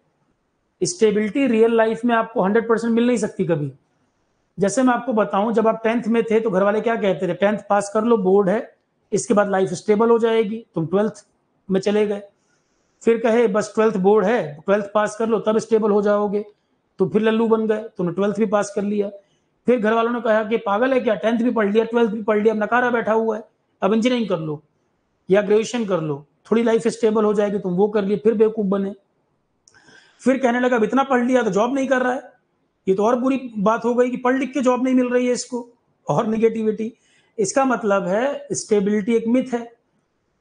आपकी जॉब लगी, आप एक गाड़ी खरीद के लाए ऑल्टो, आपके बगल से दूसरी गाड़ी निकल गई इनोवा। आप इनोवा खरीद लाए, बगल से निकली बीएमडब्ल्यू। आप बीएमडब्ल्यू खरीद लाए, बगल से निकली मर्सिडीज हायर एंड जो वेरिएंट है। आप रॉयल्स रॉयस भी खरीद लाए तो एक पर्सन प्राइवेट जेट से जा रहा है। तो कभी भी ऐसा तो होगा नहीं सबसे ऊपर कुर्सी पर आप बैठे हो, आपके पीछे भी लोग होंगे, आपके आगे भी लोग होंगे। तो स्टेबिलिटी एक मिथ है। हर कोई स्टेबिलिटी के पीछे भाग रहा है, पर अगर स्टेबल हो जाए तो वो रिएक्ट ही क्यों करेगा? ह्यूमन है तो स्टेबिलिटी कितना ही बड़े लेवल पे हो, पर वो किसी ना किसी छोटी चीज पे रिएक्ट कर ही जाता है और वो कंट्रोवर्सी क्रिएट हो जाती है। जितनी भी आप देख रहे हो सोसाइटी में प्रॉब्लम है, को किसी ना किसी रिएक्ट करने की वजह से ही तो है। सामने वाला व्यक्ति अपनी बात कह रहा है, आप रिएक्ट ही मत करो, वो कह के अपने आप ही चुप हो जाएगा, खत्म हो जाएगी बात। पर कहीं ना कहीं किसी ना किसी लेवल पे हम रिएक्ट कर ही जाते हैं, क्योंकि अल्टीमेटली हम ह्यूमन बीइंग है। और रिएक्ट करेंगे तो बात की बात निकलते निकलते वो पूरा प्रॉब्लम बन जाएगा। चाहे वो ज्वाइंट फैमिली में प्रॉब्लम हो, चाहे सोसाइटी में हो, चाहे पॉलिटिक्स में हो, चाहे कोई इशू हो, वो रिएक्ट करने की वजह से तो हो रहा है। और क्यों हो रहा है? ठीक। तो वही कंसेप्ट मैं यहां पर बात कर रहा हूं। मैं आपसे कहना चाह रहा हूं कि अब ये स्टेबल अगर है, आउटर ऑर्बिट अगर स्टेबल है, इसकी भूख है 8 इलेक्ट्रॉन को खाने की। 8 इलेक्ट्रॉन खा गया, चुपचाप चारपाई बिछाया सो गया, कोई रिएक्ट ही नहीं कर रहा। पर अगर इसमें 1 इलेक्ट्रॉन कम या 1 इलेक्ट्रॉन ज्यादा छटपटाता रहेगा कि जल्दी से ये बाहर जाए मैं स्टेबल हो जाऊं, या जल्दी से ये आ जाए तो मैं स्टेबल हो जाऊं। अब आउटर ऑर्बिट में मान लो 8 इलेक्ट्रॉन पूरे होने हैं और 7 हुए, भाग दौड़ कर रहा है कि ये एक मिल जाए, ये एक जॉब मिल जाए तो मैं स्टेबल हो जाऊं। ऐसे ये सोच रहा है कि इलेक्ट्रॉन मिल जाए तो 8 पूरे हो जाए, तो ये भाग रहा है एक को कहीं से खींच के लाऊं। और अगर एक ज्यादा है तो छटपटा रहा है कि ये एक मेरे से कोई ले जाए तो मैं स्टेबल हो जाऊं। अल्टीमेटली मेरे 8 कंप्लीट रहे तो मैं निश्चिंत होकर सोऊं। तब रिएक्ट नहीं करना चाहेगा। अगर 8 पूरे होंगे, उसको बोलते हैं रूल ऑफ ऑक्टेट। ऑक्टेट मतलब क्या? 8 का सेट। तो अगर ऑर्बिट में 8 इलेक्ट्रॉन पूरे कर लेगा तो रिएक्ट नहीं करना चाहेगा। कम होगा तब भी प्रॉब्लम, ज्यादा होगा तो भी प्रॉब्लम, तो रिएक्टिविटी की बात आ जाएगी। फिर आप एक कंसेप्ट पढ़ते हो इलेक्ट्रोनिगेटिविटी, एक कंसेप्ट पढ़ते हो इलेक्ट्रॉन एफिनिटी। एफिनिटी का मतलब होता है भूख।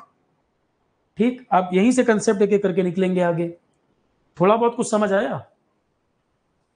अब सुनो यहां, तो बोर्ड्स ने क्या कहा था? बोर्ड्स के जो कंसेप्ट फाइनली अलग अलग ऑर्बिट में इलेक्ट्रॉन डिस्ट्रीब्यूट किस तरह से होते हैं, जो बोर ने शेल्स की बात की कि इलेक्ट्रॉन शेल्स में घूम रहे हैं, एनर्जी शेल्स में घूम रहे हैं, डिस्क्रीट ऑर्बिट्स में घूम रहे हैं, और जब तक वो इस शेल में रहते हैं वो कोई एनर्जी रेडिएट नहीं करते, अनस्टेबल नहीं होते और न्यूक्लियस में फॉल नहीं करते, एटम स्टेबल रह सकता है।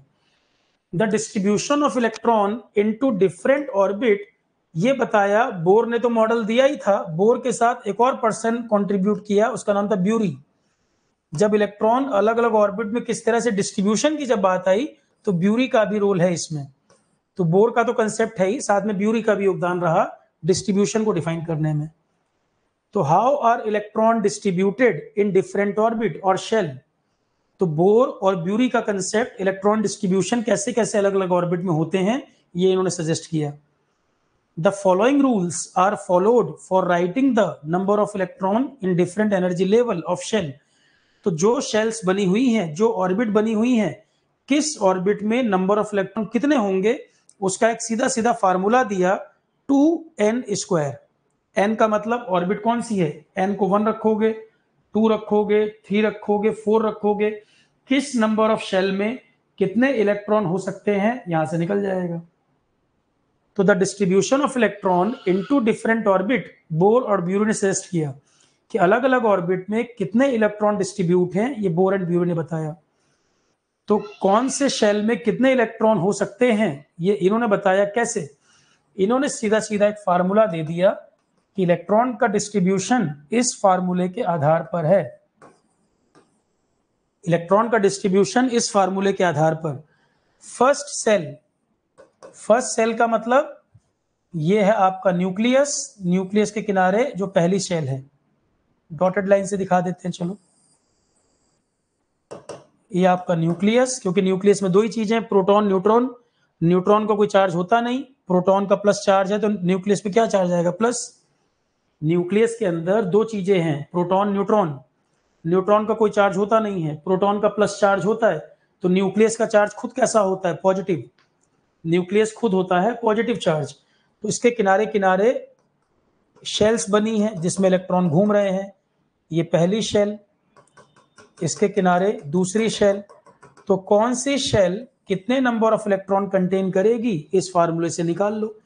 फर्स्ट सेल जिसको आप के से रिप्रेजेंट करते हैं, के शेल में नंबर ऑफ इलेक्ट्रॉन कितने हो सकते हैं, के शेल में नंबर ऑफ इलेक्ट्रॉन 2। के एल जो शेल है उसमें number of electron, L shell में 2, n की जगह 2 रखोगे, 2 2 जा 4 2 जा 8। के एल एम वाली शेल अगर होगी, एम वाली जो शेल है उसमें एम वाला होता है नंबर 3, 3 3 जा 9 2 जा 18, एम में होंगे, टोटल नंबर ऑफ इलेक्ट्रॉन 18 को होल्ड कर सकती है। और लास्ट शेल होती है एन नंबर, के एल एम एन, ये 4 सेल पढ़े हो, तो इसमें हो जाएंगे, इसकी जगह रखोगे 4, तो 4 4 जा 16 2 जा 32, ये 32 इलेक्ट्रॉन कैरी कर सकती है। ये जो लिखे हैं क्या है, नंबर ऑफ इलेक्ट्रॉन्स। इसमें 2 इलेक्ट्रॉन रह सकते हैं, इसमें 8, इसमें 18, इसमें 32। ये क्या लिखे हैं, ये नंबर ऑफ इलेक्ट्रॉन्स लिख रहा हूं मैं, ये लिखे हैं नंबर ऑफ इलेक्ट्रॉन्स। कौन सी शेल कितने इलेक्ट्रॉन को होल्ड कर सकती है, नंबर ऑफ इलेक्ट्रॉन्स। क्लियर है। तो के एल एम एन, कौन सी शेल कितने number of electron maximum hold कर पाएगी। के शेल जो सबसे पहली शेल है उसमें 2 इलेक्ट्रॉन, उसके बाद वाली शेल में 8 इलेक्ट्रॉन, उसके बाद वाली में टोटल 18 हो सकते हैं, और इसके बाद वाली में 32 तक मैक्सिमम हो सकते हैं। तो एक शेल कितने नंबर ऑफ इलेक्ट्रॉन होल्ड कर सकती है, के एल एम एन। तो 1 2 3 4 नंबरिंग कर दो, वैल्यू पुट कर दो इसमें।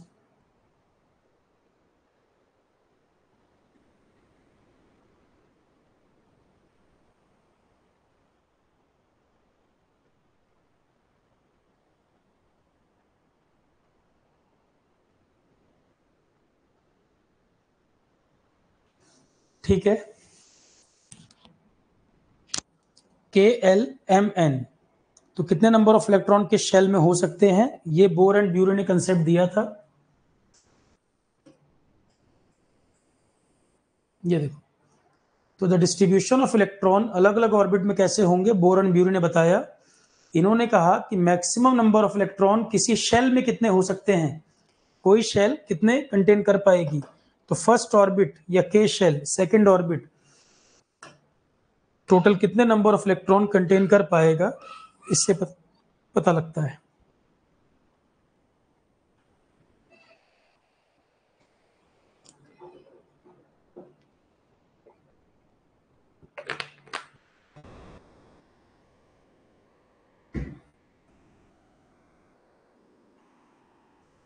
फिर वो कह रहे हैं शेल्स जो हैं वो स्टेप वाइज मैनर में फिल होती हैं, रैंडमली नहीं। उन्होंने कहा कि शेल को जो फिल करने का एक प्रोसेस होता है वो स्टेप वाइज चलता है। ऐसा नहीं होता कि किसी भी इलेक्ट्रॉन में कोई भी किसी भी शेल में कोई भी इलेक्ट्रॉन चला जा रहा है। तो electrons are not accommodated in a given shell unless the inner shell are filled. अंदर की तरफ से फिल होते हुए आएंगे तब बाहर के हिस्से में जाएंगे। जो इलेक्ट्रॉन का डिस्ट्रीब्यूशन होगा इनर सेल को भरते हुए तब बाहर की तरफ, मतलब अंदर से बाहर के क्रम में जो भरने का क्रम होगा 2, 8, 18, 32 इस तरह से कॉन्फ़िगरेशन लिखी जाएगी। क्लियर है? तो electrons are not accommodated in a given shell, जब तक कि इनर सेल नहीं भरेगी तब तक बाहर के क्रम में नहीं जाएंगे। तो स्टेप वाइज मैनर में शेल भरी जाती हैं, स्टेप वाइज मैनर में शेल भरा जाता है। वैलेंसी मैंने पहले बताया था आपको, कोई चीज रिएक्ट कैसे करेगी वो वैलेंसी के हिसाब से डिटरमाइन होता है। कोई चीज कैसे अपने ऑक्टेट को पूरा कर रही है वैलेंसी के हिसाब से डिटरमाइन करता है। अगर कोई एक इलेक्ट्रॉन को लूज करके स्टेबल हो रहा है तो वो वैलेंसी है, कोई एक इलेक्ट्रॉन को गेन करके स्टेबल हो रहा है तो वो वैलेंसी है। स्टेबल होने के लिए उसको इलेक्ट्रॉन लूज करना पड़ रहा है या गेन करना पड़ रहा है, उससे उसकी वैलेंसी निकलेगी। अगर दो इलेक्ट्रॉन लूज करके स्टेबल हो जा रहा है तो वो वैलेंसी, मतलब जो आसान है। अब जैसे मैं आपसे कहूं कि ऑक्सीजन है, मान लो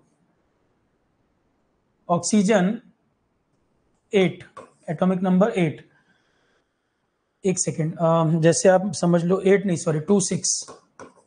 तो अगर इसको ऑक्टेट पूरा करना है तो ये 2 इलेक्ट्रॉन गेन कर ले या 6 को लूज कर दे। आसान क्या होगा, ऑक्टेट को पूरा करने के लिए 2 को गेन करना आसान है, 6 को लूज करना आसान है।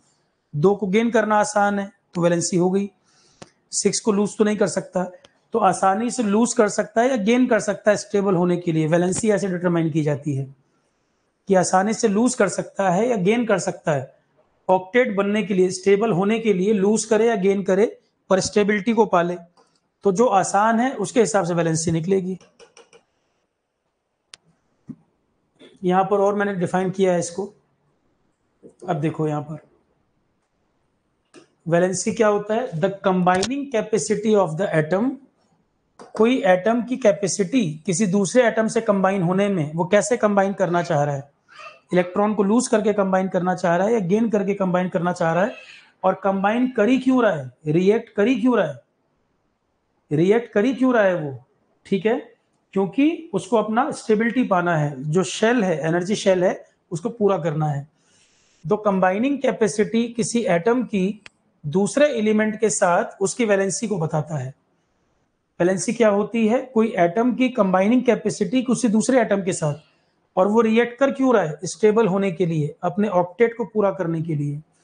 The combining capacity of the atom of other element, that is, ये वर्ड लिखा है, that is the combining capacity of the atom of other element, that is their tendency to react, their tendency to react and form molecule with atom of the same or different element was thus explained as an attempt to attain a fully filled outermost shell। जिस shell का atom होगा, जिस shell तक वो फैला होगा electron, तो वो अपनी शेल को पूरा करने के लिए रिएक्ट कर रहा है। कोई भी रिएक्ट कर रहा है अपनी शेल को पूरा करने के लिए। जैसे कोई शेल जो 8 इलेक्ट्रॉन तक होल्ड कर सकती है, वो अपने ऑक्टेट को पूरा करने के लिए रिएक्ट कर रहा है। आउटर मोस्ट शेल जिसमें 8 इलेक्ट्रॉन होंगे वो ऑक्टेट को पूरा करना चाहेगा। तो the combining capacity of the atom of other element, that is कोई रिएक्ट कर रहा है अपने ऑक्टेट को पूरा करने के लिए। जैसे हम ऑक्टेट का एग्जांपल लेकर चल रहे हैं 8 इलेक्ट्रॉन पूरे करने के लिए। और ये कैसे डिसाइड होगा, उसकी वैलेंसी के हिसाब से डिसाइड होगा कि इलेक्ट्रॉन गेन करेगा या लूज करेगा। इलेक्ट्रॉन गेन करेगा या लूज करेगा ये तय होगा उसकी वैलेंसी के हिसाब से, कि ऑक्टेट पूरा करने के नजदीक इलेक्ट्रॉन को लूज करके है या गेन करके है। तो the combining capacity of the atom of other element, that is their tendency to react and form molecule with atom of the same or different element, was thus explained as an attempt to attain a fully filled outermost shell. outermost shell जिसमें 8 electron octet को पूरा करना चाहता है वो atom would thus react so as to achieve an octet 8 electron का group outermost shell में। तो या तो वो गेन करके इसको पूरा कर पाएगा या तो लूज करके पूरा कर पाएगा, अभी जो हमने बताया। तो नंबर ऑफ इलेक्ट्रॉन गेन कर रहा है या लूज कर रहा है स्टेबल होने के लिए, वो उसकी वैलेंसी को बताता है। जैसे सोडियम है 281, तो 1 को लूज करना आसान है। क्लोरीन है 287, तो 1 को गेन करना आसान है। वो उसकी वैलेंसी क्या है, सोडियम की भी 1, क्लोरीन की भी 1। तो वैलेंसी ऐसे डिटरमाइन होती है कि इलेक्ट्रॉन को गेन करके या लूज करके कैसे अपने ऑक्टेट को पूरा कर ले, वो उसकी वैलेंसी को बताएगा या कंबाइनिंग कैपेसिटी को बता रहा है, या कंबाइनिंग कैपेसिटी को बता रहा है। एग्जांपल लिखा भी है मैंने यहाँ पर, ऑक्टेट को पूरा करने के लिए गेन कर रहा है या लूज कर रहा है, कंबाइन करने की कैपेसिटी जो है वो उसकी वैलेंसी को डिफाइन कर रहा है। यहां तक देख लो, क्लियर है। एग्जाम्पल नीचे लिख भी दिए, वैलेंसी किसका कितना होगा।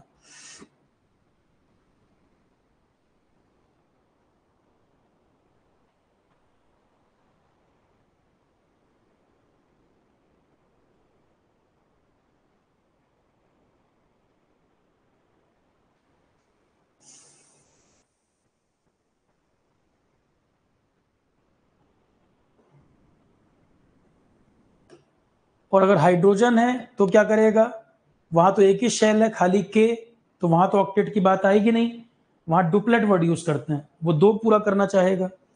जो पहली शेल है के, हाइड्रोजन में तो खाली के शेल है, तो उसमें तो ऑक्टेट नहीं पूरा हो सकता, उसकी कैपेसिटी ही 2 इलेक्ट्रॉन की है। तो हाइड्रोजन क्या करेगा, 1 है, एक गेन करना चाहेगा। तो डुप्लेट कंसेप्ट, वहां ऑक्टेट नहीं बोलते, वहां डुप्लेट बोलते हैं।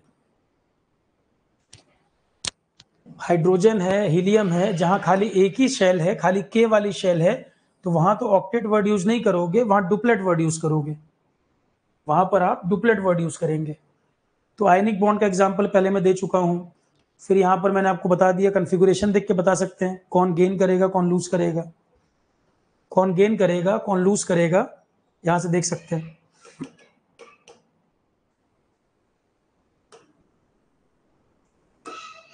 ये सब फिर हमने बता दिया है। एटॉमिक नंबर क्या होता है, number of proton, mass number क्या होता है बता दिया है। आइसोटोप क्या होते हैं, same atomic number different mass number, same atomic number different mass number. दूसरी बात देखो, ये भी क्वेश्चन है, आइसोटोप जो होते हैं उनका same atomic number different mass number, तो केमिकल प्रॉपर्टीज जो होंगी आइसोटोप की वो सिमिलर होती हैं, पर फिजिकल प्रॉपर्टी उनकी डिफरेंट होती है। आइसोटोप के केस में similar chemical property, different physical property.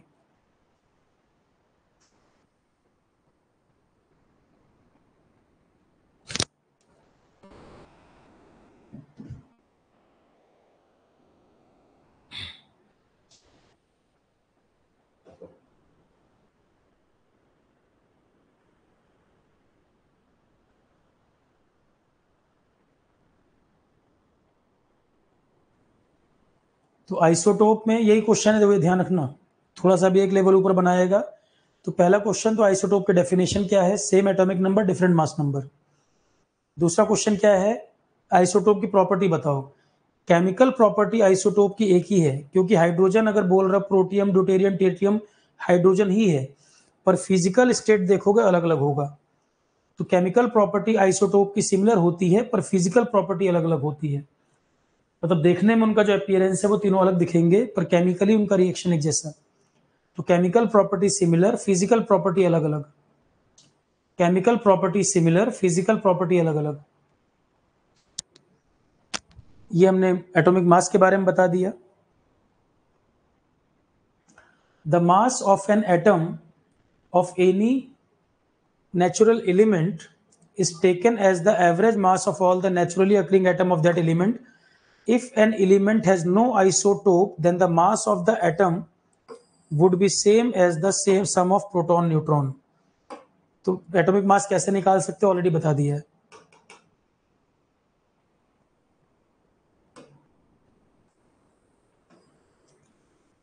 कोई एलिमेंट आइसोटोपिक फॉर्म में परसेंटेज वगैरह जरूरत नहीं है. एग्जांपल हमने बता दिया यहां पर आपको. एप्लीकेशन.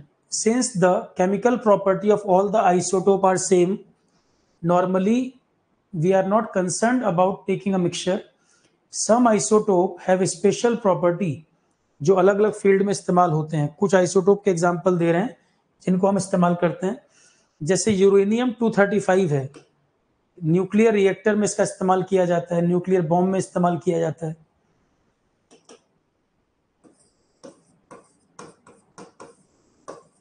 अब ये कह रहे हैं, इसमें ये बताना चाह रहे हैं, आपने कहा कि आइसोटोप जो होते हैं प्रॉपर्टीज होती है, आइसोटोप जो होते हैं उनकी सिमिलर केमिकल प्रॉपर्टीज होती हैं, पर कुछ आइसोटोप जिनके पास स्पेशल कुछ कैरेक्टरिस्टिक हैं, कुछ स्पेशल टाइप के आइसोटोप जिनको वही उसी को इस्तेमाल करना है हमें. जैसे यूरेनियम 235 न्यूक्लियर रिएक्टर में इस्तेमाल किया जाता है. यूरेनियम 238 भी एक आइसोटोप है.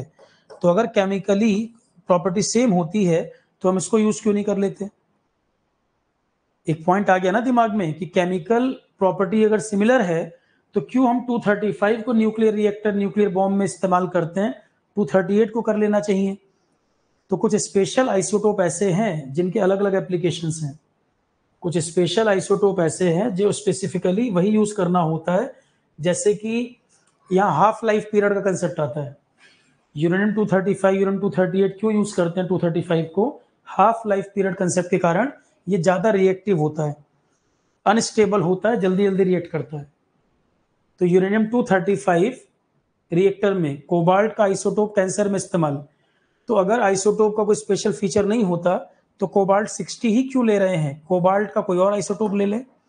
गोइटर की बीमारी होती है, गले में घेगा, गले में एक बीमारी होती है गोइटर, घेगा, लाइफ साइंस में पढ़ चुके हैं.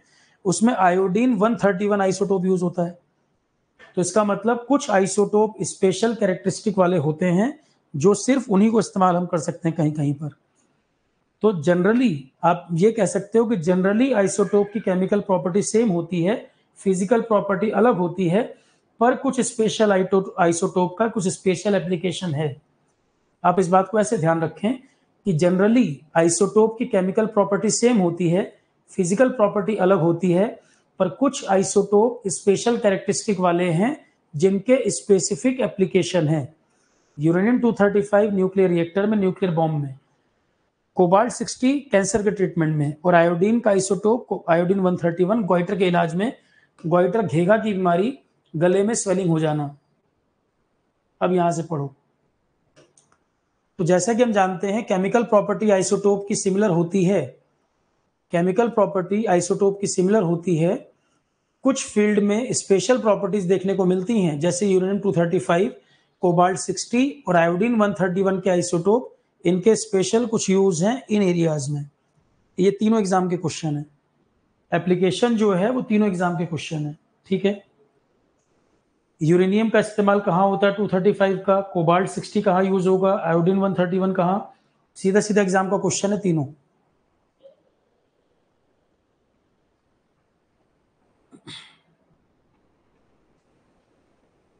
आगे बढ़े.